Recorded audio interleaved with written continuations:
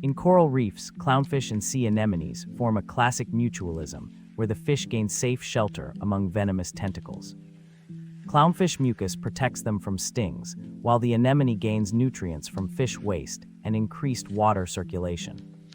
This partnership mirrors human roommates who balance safety and shared resources through trust and routine.